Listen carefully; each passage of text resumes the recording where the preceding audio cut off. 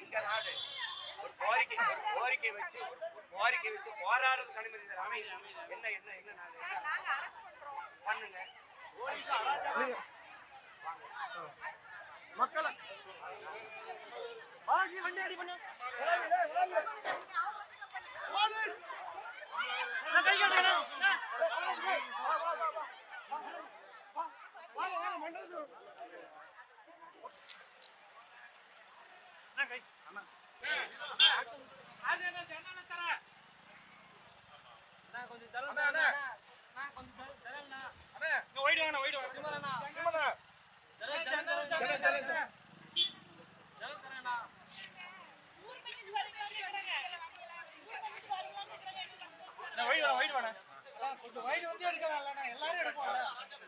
என்ன என்ன அவங்க யாரும் எடுக்கணும்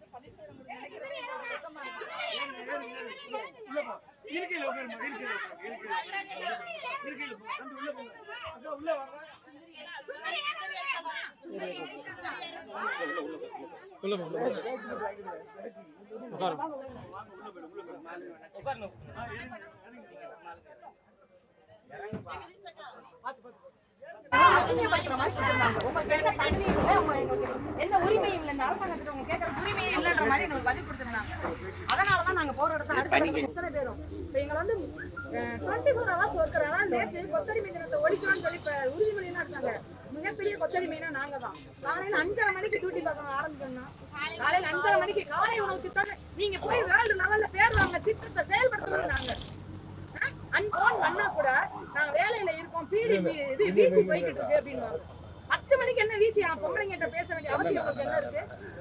வீசி நாங்க என்னன்னா திட்டத்தை செயல்படுத்துறோம். இந்த திட்டத்தை அந்த 10 மணிக்கு வீசி போட்டு நடத்துறேன்னா தமிழ்நாடு மறுநாள் அழிஞ்சிருமான்னு கூட நானும் மேலதிகாரிகிட்டே கேட்டுட்டேன்.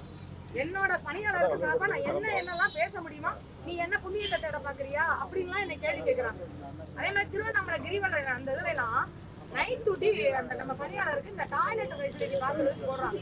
அவங்களுக்கு அந்த நைட் டியூட்டி பாக்குறவங்களுக்கும் ஒரு சின்ன செக்யூரிட்டியே கிடையாது. அவங்க கிட்டத்தட்ட 15 கிலோமீட்டர் நடந்து போய் தான் அந்த டியூட்டி போகணும். ஏன்னா கிரிவலம் பாத்தீங்கன்னா வண்டி எதுவும் அலோடு கிடையாது. அப்ப இவங்களுக்கான ஸ்பெசிலிஸ்ட் நாங்க செய்யணும்ல, அது கிடையாது. ஒவ்வொரு மாவட்டத்திலும் இந்த மாதிரி ஒவ்வொரு பிரச்சனைகள் நடந்துட்டு தான் இருக்கு. செய்யலையா உடனே வெளியேற்று. ஏன்னா நீ கான்ட்ராக்ட் ஒப்பந்த பணியாளர் உடனே வெளியேற்றுறதுக்கு மகளிர் சுய உதவி குழு உருவாக்குறது, அவங்க பலப்படுத்துறது, அவங்களுக்கு ட்ரெயின் கொடுக்குறது, அவங்களுக்கான லோன் வங்கி கடன் வாங்கி கொடுத்து அவங்க தொழில் முனைவோர் ஆகுறது. இதுதான் அதுக்கடுத்து அவங்களுக்கான கூட்டமைப்புகளை உருவாக்குறது. இதுதான் எங்களுக்கு கொடுக்கப்பட்ட பணி.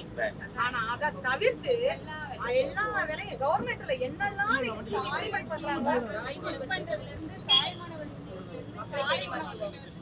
இப்ப நடக்கிற உங்க கனவை கேளுங்கள். உங்க கனவை சொல்லுங்க சொல்லுங்கன்னு சொல்றீங்களே, எங்க கனவை தான் 10 நாளா சொல்லிட்டு இருக்கோம்ல.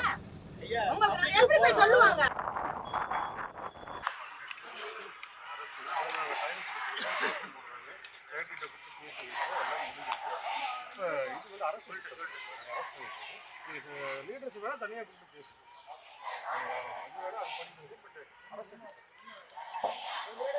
இப்போ நான் வரம்னு செய்தி வந்தோடனே என்ன பண்ணிடுறாங்க, கைது பண்ணிடுறாங்க.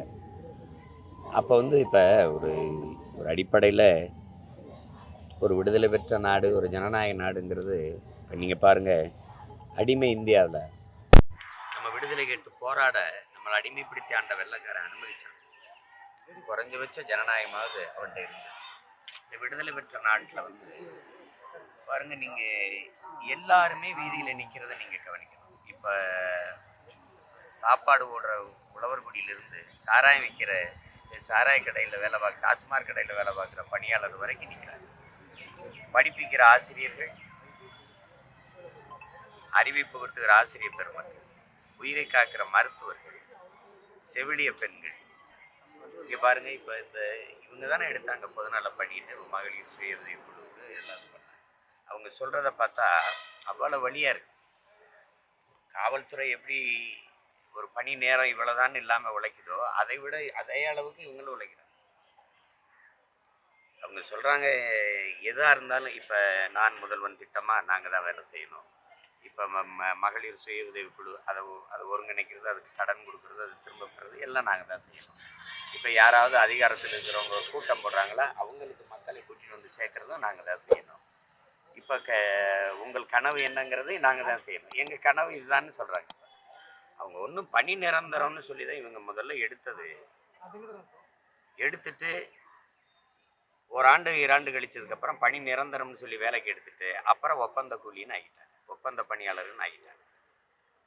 இப்போ அந்த ஒப்பந்த பணியாளர்களுங்கிறது பிரச்சனை இல்லை, ஒவ்வொரு ஆண்டுக்கும். இப்போ நீங்கள் திருப்பி கேட்டால் உங்களை எடுத்துகிட்டு இப்போ வேறு பணியாளரை கொண்டு வர்றதுங்கிறது அதுக்கு தான் அந்த ஒப்பந்தத்திலே வச்சுக்கிறது. பணி நிரந்தரமாகிட்டால் அவங்க அரசு பணின்னா பணி ஓய்வு வரும்போது ஓய்வூதியம் கொடுக்கணும். அதுக்காகவே இந்த ஒப்பந்த பணியாளர்களாகவே வச்சுக்கிறது ஒரு முறையாகிட்டாங்க. இப்போ என்னென்னா இவங்க ஊதிய உயர்வு தான் கேட்குறாங்க. இப்போ நீங்கள் மகளிருக்கு 1000 ரூபா கொடுக்குறேன் அப்படிங்கிறீங்க, அதே மகளிர் தானே இவங்களும் புரியுது. இந்த கோரிக்கை அவங்க வைக்கிற கோரிக்கையை போராட்டம் தொடங்கினோடனே ஒரு அதிகாரியை அழைச்சி அதை அனுப்பி அதை பேசி அதை முற்று கொண்டு வரணும்ல. தொடர்ச்சியாக அவங்க வர்றதும் இவங்க கைது பண்ணி போடுறதும் ஒரு மந்தைகளை நடத்துறதும் எல்லாம் 10 நாள் எல்லாம் வேலை விட்டுட்டு கர்ப்பிணி பெண்கள் பிள்ளைகளை விட்டுட்டு இந்த பெண்கள் வெயிலில் ஒரு அவசர தேவைக்கு கூட வெளியில் போக முடியாது, ஒரு கழிவறை வசதி இல்லை, ஒன்றும் இல்லை. இது எப்படி எடுத்துக்கிறது? இந்த மாதிரி எல்லாரையும் வீதியில் நின்று போராட வச்சுட்டு நல்ல ஆட்சி கொடுக்குறேன்னு பேசிகிட்டு இருக்கிறத எப்படி பார்க்குறது? இது சர்வாதிகாரமாக கூட நான் பார்க்கல, இது ஒரு பெரிய கொடுங்கொன்மையாக இருக்குது. இப்போ போராடுறாங்க, அவங்களில் ஒருத்தன் நான். இது என்ன உங்கள் பிரச்சனைன்னு கேட்க என்னை நெருங்க விடாமல் இப்படி நிறுத்தி பேசிட்டு போங்கன்னா என்ன இருக்கும்? இது எந்த மாதிரி புரியல. யாருடைய கோரிக்கையை ஏற்று நிறைவேற்றி இருக்குது? அப்புறம் எதுக்கு உங்கள் கனவுன்னு கேட்குறீங்க? என்ன கனவு இருக்குது? அவங்க கனவை தான் சொல்கிறாங்க, அவங்க பிரச்சனைகளே சொல்கிறாங்க. தேர்தல் அறிக்கையில் தேர்தல் நேரத்தில் தேர்தல் அறிக்கைக்கு போய் மக்களில் குறை கேட்டு வந்து மக்களின் பிரச்சனையை கேட்டு வந்து தேர்தல் வரைவு கொடுப்போங்கிறீங்க, அறிக்கை கொடுப்போங்கிறீங்க. பிரச்சனையே நீங்கள் தான். இப்போ எங்கள் கனவே இந்த ஆட்சி முறைகளை அப்புறப்படுத்துவதாக தான் இருக்கும். வேறு என்னவா இருக்குது கனவு? என்ன கனவு இருக்குது இங்கே? அதான் சொல்கிறாங்களே, எங்கள் கனவே எங்களுக்கு இது கனவை தான் போராடி சொல்லிக்கிட்டு இருக்கமே கேளுங்கிறாங்க. தொடர்ச்சியாக இந்த மாதிரி ஆசிரியர்களாக இருக்கட்டும், இவங்க நிறைய பேர் இந்த மாதிரி போராட்டம் நடத்துகிறாங்க, அவங்களுக்கு அனுமதி இல்லைன்றாங்க, கைதும் நடக்குது. இந்த மாதிரி இருக்கிற சமயத்தில் திராவிட மாடலின் 2.0 திருப்பியும் ஆட்சி அமைக்க போகுது, 2.0 வரப்போகுது அப்படின்னு சொல்லிட்டு முதலமைச்சரும் துணை முதலமைச்சரும் சொல்கிறாங்க. எப்படி பார்க்குறீங்க? இந்த கொடுமையை விட இன்னும் கூடுதலான கொடுமையை அடுத்து தொடரப்போகுதுன்னு சொல்கிறாங்க. அதனால் என்ன சொல்கிறாங்கன்னா, மக்கள்லாம் எச்சரிச்சுக்கிறங்க, கவனமாக இருங்க, விழிப்புணர்வோடு இருங்கங்கிறாங்க. வேற ஒன்றும் சொல்ல வரல. அதை நம்ம அப்படி புரிஞ்சுக்கணும். இதையே தாங்க முடியல, இன்னொரு 5 ஆண்டுக்கு நீட்டிக்கிறேன்னா என்ன பண்ணுறது சொல்லுங்கள்? சரி, இப்போது என்டிஏ இந்தியா கூட்டணி இந்த மாதிரி பேச்சுவார்த்தை போயிட்டு இருக்கு, கூட்டணி பேச்சுவார்த்தையும் போயிட்டு இருக்கு. நாம் தமிழர் கட்சியின் இந்த கூட்டணி பேச்சுவார்த்தையில் எனக்கு பங்கு இல்லை, என்னை விட்டுருங்க. அது பிரச்சனை இல்லை, இப்போ அது கிடையாது. இதில் இப்போ இந்த மக்களின் பிரச்சனை தான் நமக்கு 10வது நாள் இன்னைக்கு இல்லையாப்பா? 10 நாள். இப்போ இந்த தங்கச்சிக்கு ஒரு 15,000, இவருக்கு 12,000, இவருக்கு 12,000. இதை வச்சுக்கிட்டு இவர் எப்படி வாழ்வார்னு சொல்லுங்க. மகளிருக்கு ஊக்கத்தொகையே 12,000 கொடுக்குறீங்க ஒரு ஆண்டுக்கு, இவர் என்ன பண்ணுவார்? எப்படி வாழ்வார்னு சொல்லுங்க. ஒரு வாடகை கட்டணும், இவர் எப்படி ஒரு துணிமணி எடுத்துக்கிட்டு எப்படி வேலை செய்கிறது? இது எந்த மாதிரி கணக்கில் எடுத்துக்கிறது? ஏதோ இது ஒரு ஆட்சி முறைன்னு நம்மளும் இதை சகித்துக்கிட்டு போராடுறவங்களெல்லாம் வேறு வேலை வெட்டி இல்லை, சும்மா போராடிட்டு இருக்காங்கன்னு பார்த்தா எப்படி? யார் பிரச்சனைக்கு தான் இவங்க கவனத்தில் எடுக்கிறாங்க? இது கொடுமையாக இருக்குது, அவ்வளோதான் சொல்ல முடியுது. இதுக்கு ஒரு முற்று வைக்கணும். அதுக்கு தான் நாங்கள் எங்களை போல பிள்ளைகள் போராடிட்டு இருக்கோம்.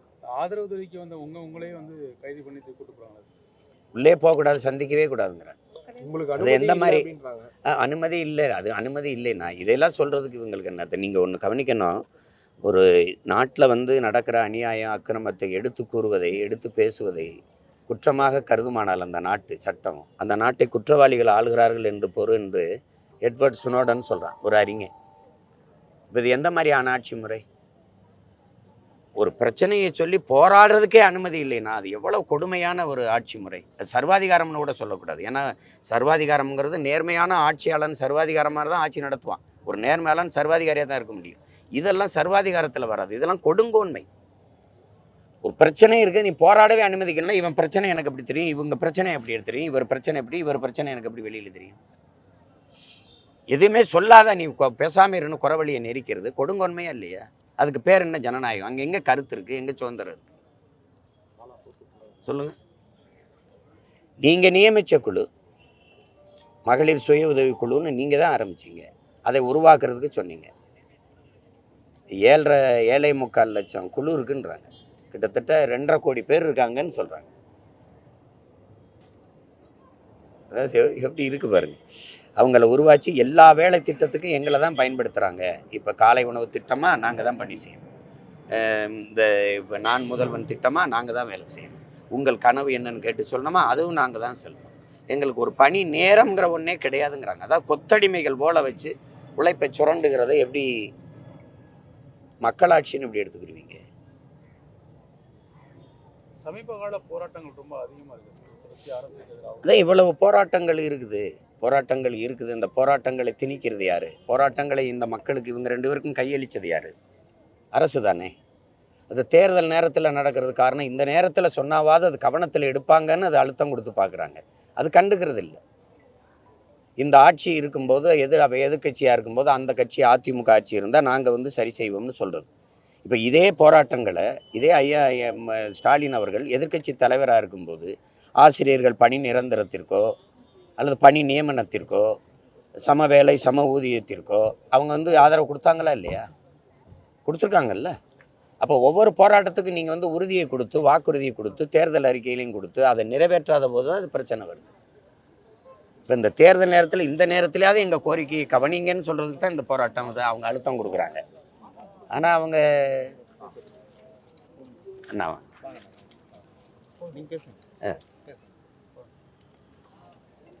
அதனால அவங்களுடைய கோரிக்கை எப்பவுமே கொஞ்சம் காலம் கொடுங்க அப்படியா எதையாவது பேசியிருக்கணும். ஒரு ஆறுதலாக ஒன்றுமே சொல்லாமல் 10 நாள் பெண்கள்லாம் குழந்தைகளை வீட்டில் விட்டுட்டு கணவன் பிள்ளைகளை எல்லாத்தையும் விட்டுட்டு சாப்பிடாமல் வைக்காமல் ஒரு அடிப்படை கழிவறை வசதி கூட இல்லாமல் ஒரு மேற்கூரை போடக்கூடாதுன்ட்டீங்க, ஒளி வாங்கி வைக்கக்கூடாதுன்ட்டீங்க. நீங்கள் சொன்ன எல்லாத்துக்கும் கட்டுப்பட்டு நிற்கிற அந்த மக்களுக்கு காலையில் கூட வச்சு மறுபடி கூட்டி எங்கேயாவது அடைச்சிறீங்க, அப்புறம் மறுபடி கூடுறாங்க. 10 நாளாக இதை அப்படியே தொடர்ச்சியாக செய்கிறீங்க. யாராவது ஒருத்தர் சம்மந்தப்பட்ட துறை சார்ந்த ஒரு அதிகாரியோ ஒரு அமைச்சரை பேசி அது யாரையாவது அழைச்சி பேசி அதை சொல்லி நம்ம சரி செய்வோம், அப்படி பண்ணுங்கன்னு தானே சொல்லணும்.